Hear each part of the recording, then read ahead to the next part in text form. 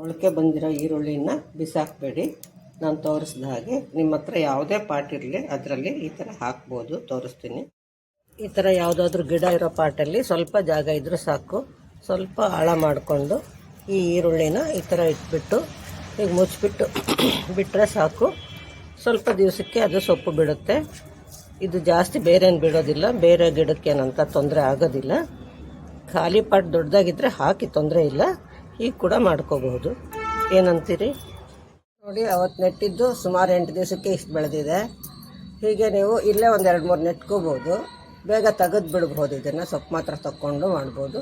ಇಲ್ಲ ತುಂಬ ದಿವಸ ಬಿಟ್ಟರೆ ಇನ್ನೂ ಚೆನ್ನಾಗಿ ಈರುಳ್ಳಿ ಒಳಗಡೆಗೆ ಚೆನ್ನಾಗಿ ಊತಿದ್ರೆ ಆ ಈರುಳ್ಳಿ ಎಲ್ಲ ಕೊಳೆತು ಮತ್ತೆ ಹೊಸ ಈರುಳ್ಳಿ ಬರುತ್ತೆ. ಆ ಎಳೆ ಈರುಳ್ಳಿನ ಈರುಳ್ಳಿ ಸೊಪ್ಪು ಮಾರ್ತಾರಲ್ಲ, ನಾವು ಫ್ರೈಡ್ ರೈಸ್ಗೆಲ್ಲ ಹಾಕ್ತೀವಲ್ಲ, ಅದಕ್ಕೆ ಉಪಯೋಗಿಸ್ಕೋಬಹುದು. ಬರೀ ಸೊಪ್ಪಾದರೆ ಯಾವುದಕ್ಕೆ ಬೇಕಾದರೂ ನೀವು ಹಾಕ್ಕೋಬಹುದು. ಈ ಥರ ನೆಟ್ಟಿರೋ ಈರುಳ್ಳಿಲಿ ಈ ಥರ ಸೊಪ್ಪು ಬೆಳೆದ ಮೇಲೆ ಕೂಡ ನಾನು ಈ ಥರ ಇಲ್ಲಿವರೆಗೂ ಕಟ್ ಮಾಡಿದ್ದೆ. ಇದಿಷ್ಟು ಬೆಳೆದಿದೆ. ಒಂದ್ಸಲ ಆ ಥರ ಕಟ್ ಮಾಡಿಕೊಂಡು ಇನ್ನೊಂದ್ಸಲ ಈರುಳ್ಳಿ ಸಮೇತ ನಾವು ಕಿತ್ಕೋಬಹುದು. ಅದರಲ್ಲಿ ಬಿಟ್ಟಿರೋ ಮೇಲಿನ ಸೊಪ್ಪು ಮಾತ್ರ ಕಟ್ ಮಾಡ್ಕೊಂಡಿದ್ದೀನಿ. ಇನ್ನೊಂದು ಸಲಿಗೆ ಈರುಳ್ಳಿ ಸಮೇತ ಕಟ್ ಮಾಡಿಕೊಂಡು ಅದನ್ನು ಫ್ರೈಡ್ ರೈಸ್ಗೆ ಹಾಕ್ಕೊಳ್ತೀನಿ. ಇವಾಗ ಇದು ಸೊಪ್ಪು ಉಳ್ಳಿ ಹೂವಲ್ಲ, ಬರೀ ಸೊಪ್ಪಿರುತ್ತೆ. ಇದನ್ನು ಇವತ್ತು ರೊಟ್ಟಿಗೆ ಹಾಕ್ಕೊಳ್ತಾ ಇದ್ದೀನಿ. ನೋಡಿ, ಇದಿಷ್ಟು ಉಳ್ಳಿ ಸೊಪ್ಪು ಇಷ್ಟ ಆಗಿದೆ. ಎರಡು ಈರುಳ್ಳಿಗೆ ಇಷ್ಟು ಬಿಡುತ್ತೆ. ಆದರೆ ಉಳ್ಳಿ ಹೂವು ಆದರೆ ಒಂದು ಈರುಳ್ಳಿಗೆ ಒಂದೇ ಒಂದು ಬಿಡೋದು. ಮಾಮೂಲಿ ರೊಟ್ಟಿಗೆ ಈರುಳ್ಳಿ, ಕೊತ್ತಂಬರಿ ಸೊಪ್ಪು, ಖಾರ, ಜೀರಿಗೆ, ಕಡಲೆಬೇಳೆ ಎಲ್ಲ ಹಾಕ್ಕೊಂಡು ಅದ್ರ ಜೊತೆ ಉಳ್ಳಿ ಹೂವು ಬದಲು ಇದನ್ನು ಹಾಕ್ಕೋಬಹುದು. ಈ ಉಳ್ಳಿ ಸೊಪ್ಪನ್ನು ಉಪ್ಪಿಟ್ಟಿಗೆ ಹಾಕ್ಕೋಬೋದು, ಚಿತ್ರಾನ್ನಕ್ಕೆ ಹಾಕ್ಕೋಬೋದು, ಖಾರ ದೋಸೆಗೆ, ಈರುಳ್ಳಿ ದೋಸೆಗೆ ಹಾಕ್ಕೋಬಹುದು. ಈರುಳ್ಳಿ ಸೊಪ್ಪಿನ ರೊಟ್ಟಿ ಆಕರ್ಷಕ ಹಾಗೂ ರುಚಿಕರ ಹಾಗೂ ಆರೋಗ್ಯಕರ.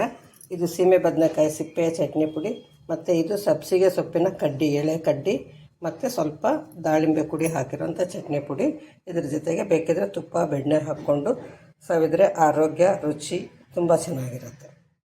ಮೇಲ್ಗಡೆ ಸ್ವಲ್ಪ ಕಟ್ ಮಾಡಿದ್ದು ಸೊಪ್ಪು ಇನ್ನೊಂದಷ್ಟು ದಿವಸ ಬಿಟ್ಟಾಗ ಮೇಲೆ ಸೊಪ್ಪು ಬಂದಿದೆ, ಕೆಳಗಡೆ ಈ ಥರ ಗಡ್ಡೆನೂ ಆಗಿದೆ. ಈ ಥರ ಮಾರ್ತಾರಲ್ವ, ಇಷ್ಟರದ್ದು ನಾವು ಫ್ರೈಡ್ ರೈಸ್ಗೆ ಹಾಕ್ಕೊಳ್ಳೋದು ಚೆನ್ನಾಗಿರುತ್ತೆ. ಇದನ್ನು ಫ್ರೈಡ್ ರೈಸ್ಗೆ ಹಾಕ್ಕೊಳ್ಳೋಣ. ಈಗ ಫ್ರೈಡ್ ರೈಸ್ಗೆ ನಮ್ಮ ಈ ಈರುಳ್ಳಿ ಸೊಪ್ಪನ್ನು ಮನೇಲಿ ಬೆಳೆದಿರೋದನ್ನು ಹಾಕ್ಕೊಳ್ತಾ ಇದ್ದೀನಿ.